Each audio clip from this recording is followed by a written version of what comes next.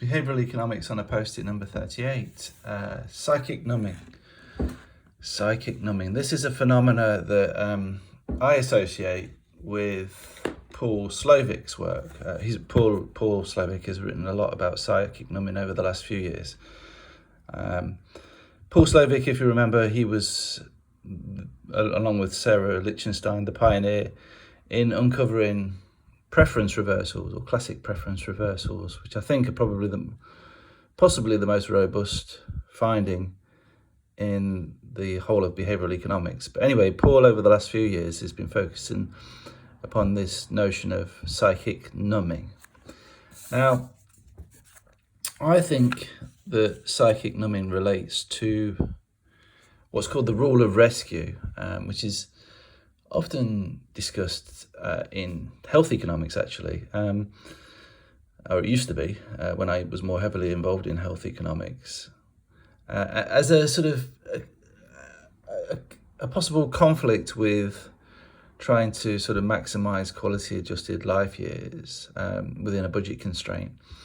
That's a little bit of an aside, but I'll just say what the rule of rescue is. It consists really, I think, probably of three components, or three characteristics of the rule of rescue. It's that people really seem to care often about a person who is in danger, where the danger is immediate.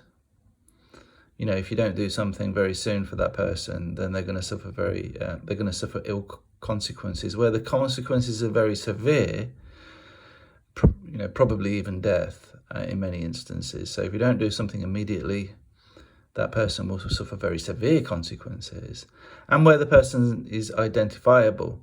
So, when you can put a name to the person and maybe some kind of details of the person's life, etc.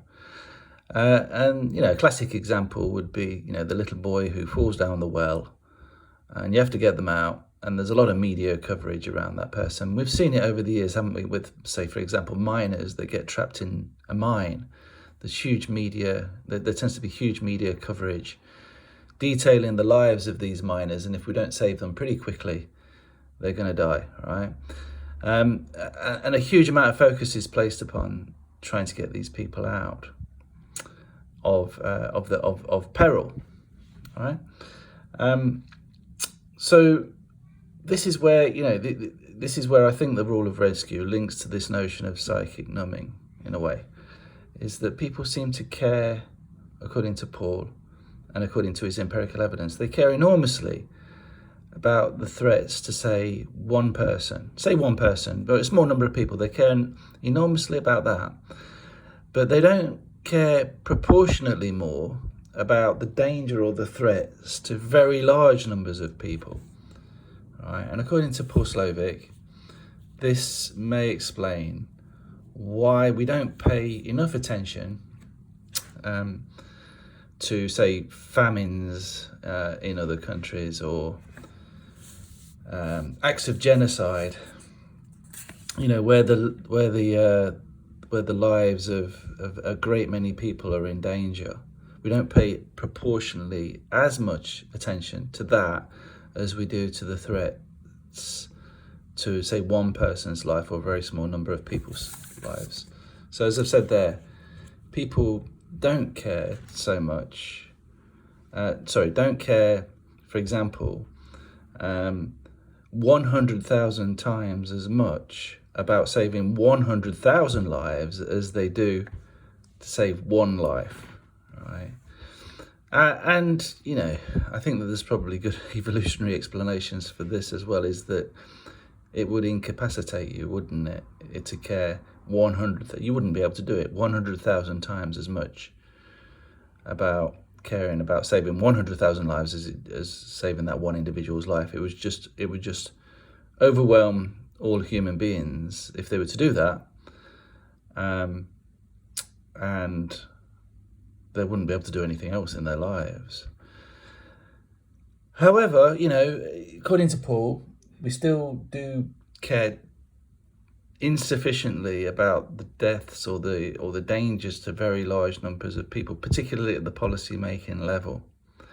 And as I said a moment ago, this is an explanation for why we might not pay enough attention to acts of genocide or famines or events that can cause large numbers of potential deaths often in other countries.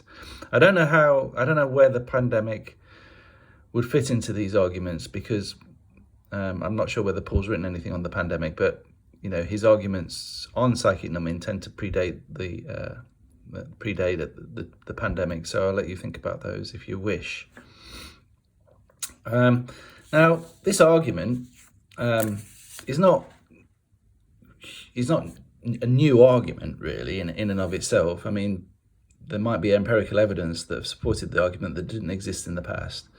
But intuitively, people have recognized that humans do this for hundreds of years, probably for 1,000 years. Again, Adam Smith, I've just indicated a quote from Adam Smith there, or a paraphrase from Adam Smith. But in one of his books, I think it was The Theory of Moral Sentiments, but I can't quite remember. He talks about the fact that, according to him, an Englishman would care more about a cut on their pinky finger than they would do about the deaths or the potential deaths of very, very large numbers of people in other countries. That might be an exaggeration, but he's alluding to a phenomena. He's essentially alluding to the phenomena that's now known as psychic numbing. So there we have it, psychic numbing. An insufficient, according to people such as Paul Slovic, an insufficient tendency within human beings to care proportionally enough about threats to very large numbers of people.